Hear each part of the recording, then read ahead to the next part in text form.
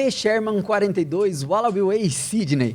Pode ser que você não lembre do endereço da casa que você morava quando você era criança ou endereço atual do seu trabalho, mas se você assistiu Procurando Nemo, com certeza você lembra desse endereço, P. Sherman 42, Wallaby Way, Sydney. Mas aí, você tem memória de elefante ou de um peixinho dourado? Independente da sua resposta, a verdade é que boa parte da população anda absorvendo menos informações do que poderia. Contraditório, né? Afinal de contas, tem tanta informação disponível hoje em dia. Mas esse é justamente o ponto da questão. Para memorizar alguma coisa, antes é preciso estar atento. Só que com tanta informação disponível, tentamos absorver tudo e acabamos não nos concentrando em nada. E esse fenômeno já ganhou até nome. Estamos falando da amnésia digital. Eu sou o Samu Strazer. Oi, eu sou a Dori. Não, brincadeira, eu sou a Mivik. E no Pode Ser de hoje a gente vai falar sobre memória. Pode ser? Pode ser.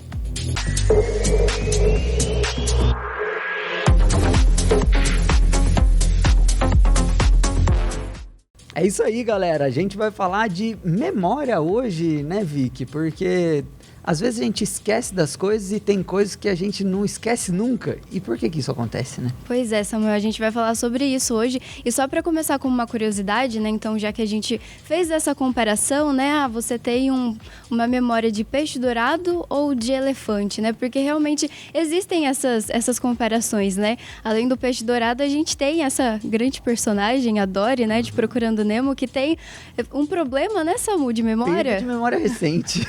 Que é um termo técnico, inclusive, né? Isso é muito bom, a gente descobriu que realmente é um termo técnico. Perda de memória. Quem será que diagnosticou a Dory? Será que tem neuropeixes? Com certeza tem neuromédicos de peixes, né? Não. Deve ser um polvo, porque o polvo tem vários cérebros. Ah, faz sentido. Golfinho também é inteligente, né? Golfinho também, mas Pois é. Segundo inclusive o Guia do Mochileiro das Galáxias, os golfinhos são mais inteligentes que os próprios seres humanos. Ah, é? Exatamente. Isso aí eu não sabia. São, na verdade, segundo o Guia do Mochileiro das Galáxias, eles são a segunda espécie mais inteligente. A mais inteligente são os ratos. Pois é. Informações importantes aqui não pode ser. E por que eu lembro disso? Não sei. É uma informação que não serve pra muita coisa. Não, realmente. As curiosidades que eu vou falar aqui agora, eu só sei porque eu acabei de ler. Talvez amanhã eu não lembre mais disso, mas além da gente ter, então, peixe, que realmente o peixe ele tem a vida mais curta, então ele realmente vai ter uma memória mais curta, menos complexa, né? Existem peixes, por exemplo, que conseguem lembrar, por exemplo, que um anzol é um anzol. Então ele vai evitar o anzol por algum determinado tempo, mas alguns esquecem o que é o anzol, enfim, acabam sendo, né, então, pescados, né? Infelizmente, coitados dos peixes. Mas a gente tem os elefantes, que realmente são animais que têm uma memória maior, né? Uma memória mais complexa. E, Samu, a neurociência explica isso. E, assim, nós seres humanos, por que a gente tem uma memória, né, mais complexa? Porque a gente teve tempo para ter uma memória mais complexa. Então, assim, a partir do momento que o ser humano começou a dominar o fogo, começou a ficar ali no topo da pirâmide, né, alimentar, a gente passou a ter mais tempo para pensar. Literalmente. Para compartilhar informação. Exatamente, para ir se desenvolvendo. E daí, se a gente para pensar, então, no elefante, o elefante é um animal que não tem predadores naturais. Então, diferente, por exemplo, sei lá, das zebras, de outros pequenos animais, né, que são... que podem, né, ser, então, alimento de outros animais, né, que podem ser... Os herbívoros que são... alimento dos carnívoros. Exatamente. Os elefantes não. Então, os elefantes também têm tempo para desenvolver ali os conhecimentos da memória, lembrar dos rostinhos dos outros elefantes, saber quem é quem ali no bando, na manada. Não sei qual é o plural de elefantes. De elefante? Eu não sei, eu devo ter lido já, mas não lembro. Não pesquisei isso. Mas enfim, ali da família de elefantes. Eu achei isso extremamente interessante, né, Samu? Porque não é assim, nossa, nós seres humanos somos desenvolvidos porque somos seres humanos. Na verdade, não. A gente só é ser humano desenvolvido porque a gente teve algumas características que possibilitaram a gente chegar até aqui e o elefante também, né, ali no nível de desenvolvimento que ele tem. Eu já assisti um documentário sobre elefantes uma vez e eles estavam falando que um elefante adulto lembra dos lugares por qual ele passou quando criança, né? Então, vamos supor, os elefantes africanos, eles têm um mapa da África na cabeça, né? Nossa, isso é incrível, né? É impressionante, é muito legal. Tanto que quando eles vão para uma região que não tem água, eles sabem exatamente o caminho que pegar, sem GPS, né? Para chegar em uma outra região que eles já passaram uma vez na vida que tinha água, né? E às vezes eu tenho que resolver uma coisa no centro da cidade na hora do almoço e eu preciso colocar no GPS, porque senão eu vou me perder e vou voltar atrasado. Pois é, eu também sou assim. E pra gente começar então, né, gente, esse episódio, o que é a memória, né? A memória, então, esse lugar de armazenamento, seria o nosso HD, né? Fazendo essa comparação aí. Mas a memória, então, é a capacidade, né, de adquirir, armazenar e recuperar informações. É uma habilidade cognitiva que permite a um ser vivo guardar experiências como imagens, ideias, sentimentos e acontecimentos. E, gente, uma coisa muito legal que, inclusive, eu aprendi com o professor, né, o neurologista Fabiano Moulin, né, que ele é membro titular da Academia Brasileira de Neurologia. Ele fala assim que a gente lembra das coisas, mas a gente lembra muito daquilo que a gente sentiu. Então, assim, a gente não lembra, por exemplo, nossa, no dia 1º de janeiro de 2010, eu estava usando a roupa tal, fazendo tal coisa. Não, a gente não lembra disso. Mas, por exemplo, você falar, nossa, o que você estava fazendo no ano novo de tal ano? Você vai lembrar, talvez, da festa que você passou em família. E eu acho que isso entra bastante naquilo que a gente discutiu no episódio de emoções, nos episódios, né, que a gente fez de emoções, porque as nossas emoções, apesar de hoje a gente pautar nossa vida por elas são importantes no quesito de sobrevivência, né? Então, se a gente passou por uma experiência muito positiva na nossa vida, a gente vai registrar aquilo porque aquilo foi bom e seria interessante repetir para a gente sentir aquilo de novo. Mesma coisa com relação aos sentimentos negativos. Inclusive, é interessante porque, como a nossa cabeça ela é muito complexa, às vezes a gente deita a cabeça para dormir e o nosso subconsciente manda uma memória ruim na hora de dormir. Tipo, não faz sentido. Você está num ambiente seguro, tranquilo, por que ele mandou aquilo, né? Por que eu ainda armazenei aquilo? Porque aquela experiência é importante você continuar ali, o seu cérebro ele entende isso, que continuar revivendo aquela memória para que você não reviva ela de fato, né? Para que você tenha aversão àquela experiência ruim. Perfeito. E a gente tem uma matéria super legal, gente, que a gente vai até compartilhar aqui com vocês. A manchete é uma matéria do UOL, que a gente vai usar bastante aqui durante esse programa, que se chama Recordar é Viver. Muito bom. E daí começa com um trecho assim, né? As memórias nos tornam quem somos. São elas que nos ajudam a compreender o mundo e moldam nossa visão. São aquilo que nós lembramos e aquilo que queremos esquecer. Explica Angela Wise, então, que é professora do Departamento de Bioquímica da UFRGS, né? Que é a Universidade Federal do Rio Grande do Sul. E Samuel, uma coisa que eu achei bem legal dessa frase é que, né, as memórias nos tornam quem somos, né? São elas que nos ajudam a compreender o mundo e moldam nossa visão. A gente lembra muito de Divertidamente, a gente vê muito isso acontecendo lá na cabecinha da Riley, né? As memórias, né? E até as emoções, guardando as memórias. Quais memórias elas vão querer guardar, quais memórias elas vão querer jogar fora. E as memórias que são importantes acabam criando verdadeiros, assim, conceitos, né? Ilhas na cabeça da Riley que vão definindo ali a personalidade dela. A gente consegue ver muito bem isso no final do Divertidamente 1, que ela registra uma memória triste e aquilo entra como uma memória permanente para ela, né? Aquele momento ruim, né? Até enquanto ela era criança só tinha memória da alegria, ou memória da alegria com a raiva, da alegria com a nojinho e tal, mas não tinha nenhuma memória permanente com a tristeza. E aí ela passa por essa experiência e vira uma memória permanente, né? Uma memória da tristeza, justamente porque é importante a gente ter essa experiência, né?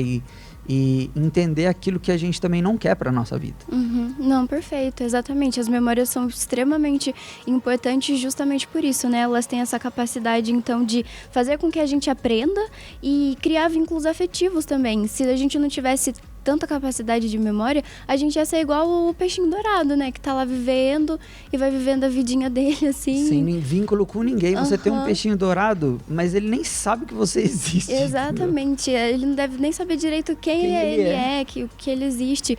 Diferente já dos elefantes, que conseguem identificar família e caminhos.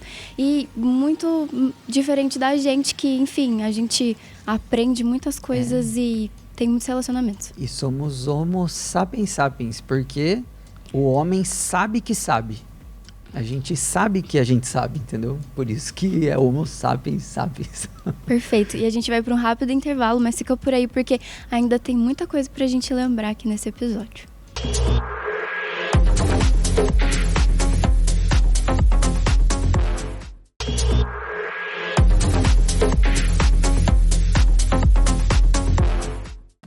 De volta com o Pode Ser.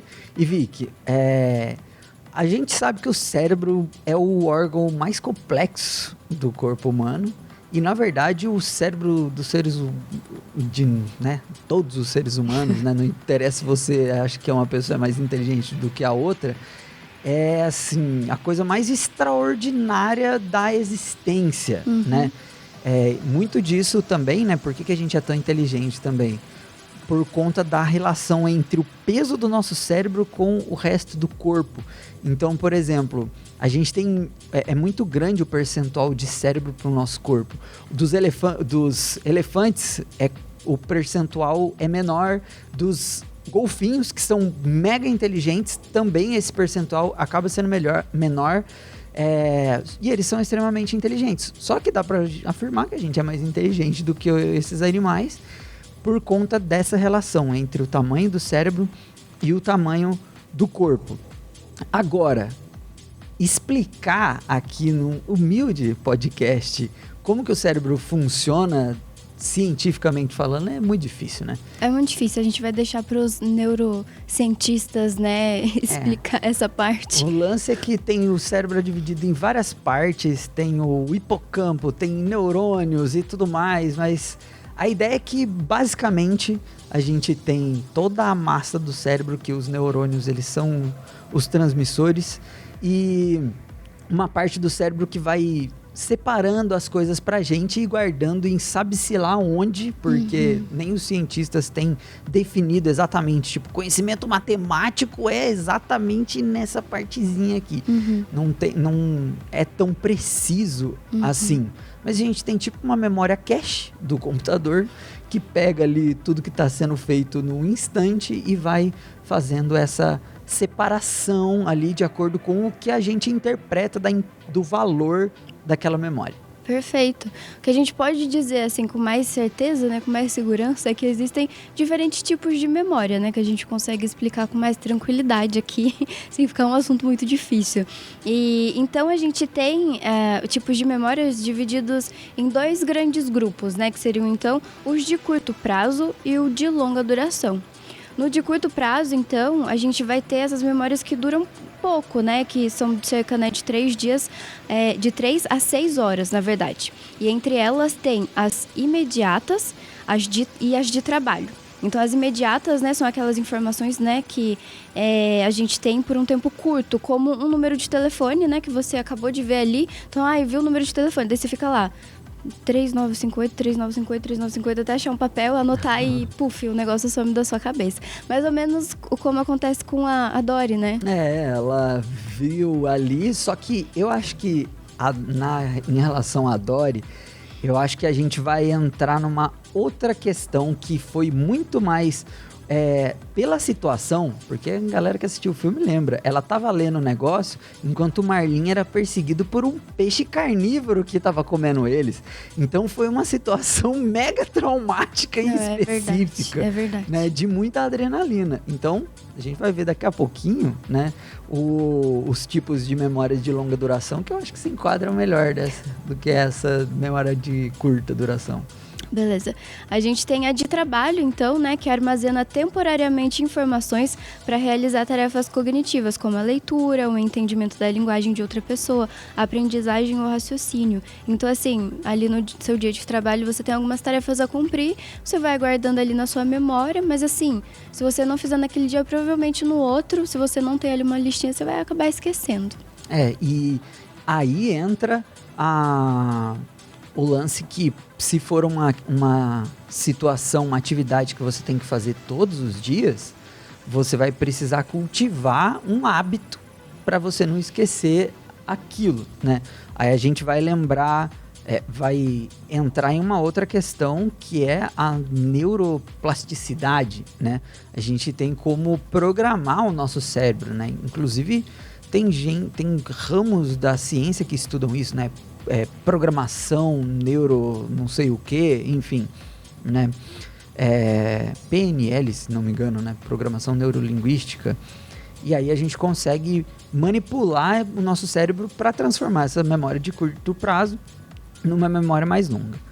Mas aí a gente entra agora nas memórias de longa duração, Vic, que são memórias que elas podem durar dias, anos ou a vida inteirinha, né? E nisso eu gosto muito de lembrar do filme Viva, A Vida é uma Festa, que a vozinha dele já tá bem doente, eu não sei se exatamente ela tem Alzheimer ou alguma coisa assim, mas ela já não reconhecia muito as pessoas, ficava lá quietinha, e no final do filme ela lembra do pai dela por conta de uma música que o Miguel canta, né? Então, aquela música o pai dela fez pra ela quando ela era criancinha, e aí é uma coisa que ficou ali enraizada no cérebro dela, e ela lembrou até o final da vida. Reforça essa questão de que as memórias estão muito mais ligadas a sensações, né? Sensações, emoções. Memórias afetivas mesmo. E essas são memórias episódicas, né? Que é uma memória de longa duração, que tem uma referência pessoal, né? Então, assim, relacionado a alguma pessoa ou algo que aconteceu. Então, por exemplo, que roupa que você estava usando quando você conheceu a sua esposa, o seu marido, né? E aí eu acho que esse é o caso da Dory, porque assim, qual era o endereço que você estava lendo quando o seu amigo estava sendo perseguido por um peixe assassino? Meu né? Deus. Uma situação totalmente traumática e episódica, né? Inclusive eles quase morreram por vários outros motivos nesse mesmo dia, né? Então a Dory, ela conseguiu ler o negócio, e por conta do episódio, mesmo ela tendo perda de memória recente, era uma memória episódica, então ela conseguiu guardar. Ela conseguiu guardar isso. Eu acho que ela tem, então, essa questão de uma memória muito imediata, né? No sentido de, tipo, ela acabou de falar, oi, tudo bem? Aí ela vira, oi, tudo bem? Tipo, ela acabou de te dar oi e ela vai te dar oi de novo. Então ela esquece muito rápido, mas realmente nesse momento aí ela teve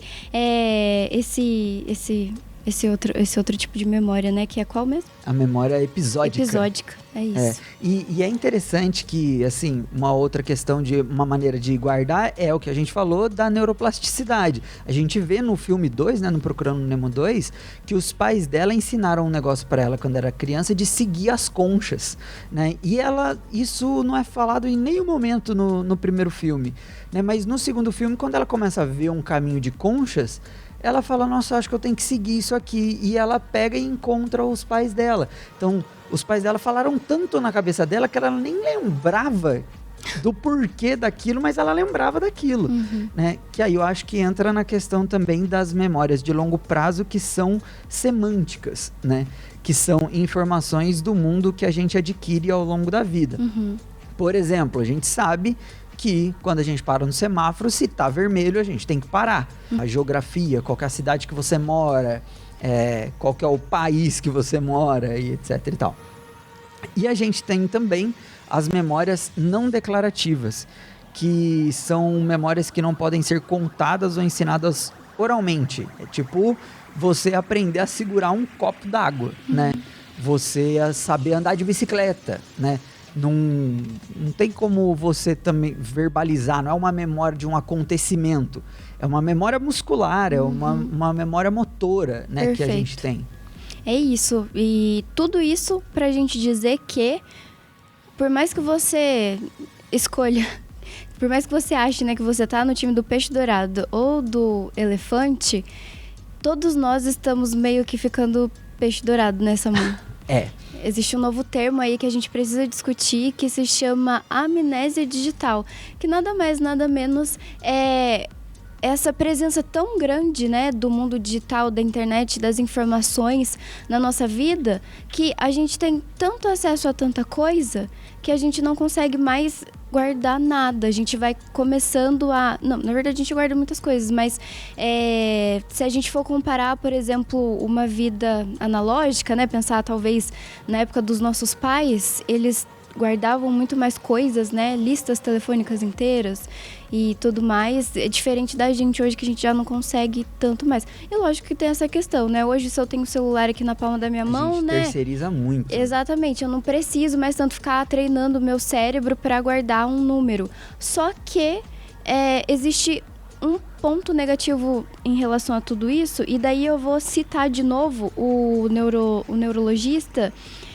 Fabiano Moulin, que ele diz assim: um primeiro pilar da memória, que é importante para que a gente possa ter, então, memória adequada, é ter atenção. A atenção hoje é a ferramenta cerebral mais subestimada e talvez mais consumida e destruída pela nossa realidade, pelos nossos hábitos. Então, assim, a gente está consumindo tanta rede social, tanto vídeo rápido, tanto vídeo curto, que a gente não está conseguindo mais, por exemplo, se prender a materiais mais longos, mais densos, mais profundos. Exatamente. E isso reflete muito... Isso é um reflexo da maneira com que a gente consome conteúdo na telinha do celular. Mas enfim, vamos para um rápido intervalo e a gente vai concluir esse assunto aí sobre amnésia digital.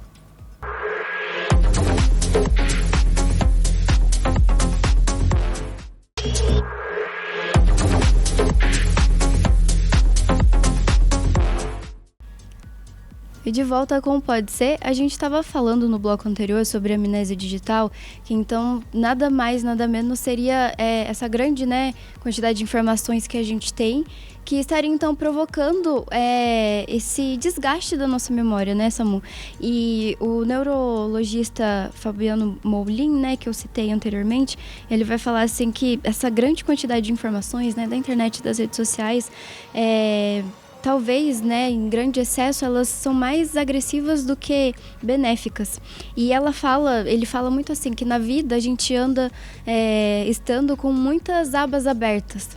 E daí, quando a gente tá com muita aba aberta, tipo assim, nossa, tô vendo um monte de vídeo aqui no TikTok sobre assuntos completamente diferentes, tô assistindo um filme ao mesmo tempo que eu tô falando com outra pessoa, a gente tá fazendo tanta coisa ao mesmo tempo que isso vai diminuindo a nossa capacidade, né, de performance mesmo, né, de tudo. Igual um computador, se você abre tantas abas, né, muitas abas, ele também começa a ficar lento, demora a processar, e isso acontece com a gente. Então ele fala, né, que se a gente abre, né, tantas abas ao mesmo tempo na nossa cabeça, a gente fica menos atento. E quando a gente fica menos atento às coisas, a gente começa a ter menos autocontrole da gente mesmo. E a partir do momento que a gente tem menos autocontrole da gente mesmo, a gente fica mais suscetível, né, a acontecimentos externos. Então, assim, tudo te estressa, tudo te tira, né, pode te dar ansiedade. Então, essas coisas todas estão extremamente ligadas. E assim, se você tá vendo tudo,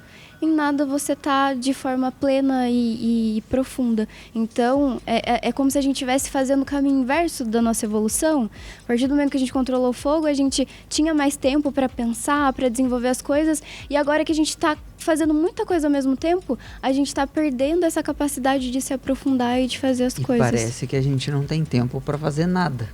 Pois é. Porque a gente está fazendo tudo. E assim, algumas informações, alguns dados, eles comprovam isso, que a nossa capacidade de prestar atenção nas coisas, ela tá ridícula, né? Meu Deus. Teve uma pesquisa da B9, que é uma produtora, enfim, levantou alguns dados sobre a concentração e o consumo das pessoas na internet. Então, a gente tem a queda na capacidade de atenção, né? Em 2000, a média de atenção de uma pessoa era de 12 segundos. Então, você via um comercial, alguma coisa passando na televisão, passava por um outdoor, você conseguia se concentrar. Aquilo pescava a sua atenção por pelo menos 12 segundos. Agora, em 2015, a média diminuiu para 8,25 segundos, né, que já é 30% de diminuição da atenção em 15 anos, né? Outra questão, o comportamento digital e a retenção, né, de conteúdo. A gente fica lá, entra num site, vai ler uma matéria, a gente passa por alguma coisa no Instagram e vai ver do que se trata, né? Quanto tempo a gente para, né, para ver e realmente consumir aquele conteúdo, né? E os usuários, eles tendem a ler apenas 28% das palavras em uma página, em um site, né? Então, assim, e fica mais ou menos de 20 a 30 segundos só. Então, é um assunto que você quer, é um assunto que você está interessado, não é algo que pescou a sua atenção. Você foi lá, pesquisou alguma coisa, sei lá, quero saber do novo filme do Coringa. O que estão falando? Você entra e você lê 28% só daquilo, que era algo que você queria saber. Às vezes pesca só palavras-chave, né, e já sai da página. Exatamente. E isso reflete não só em questão de leitura, mas em questão também do que a gente assiste e do que a gente ouve. No YouTube, 30% dos usuários abandonam os vídeos nos primeiros 10 segundos.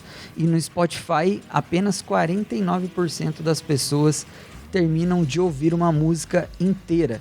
29% pula de música nos 5 primeiros segundos. Nossa, não são dados muito grandes, né, Samuel? Uhum.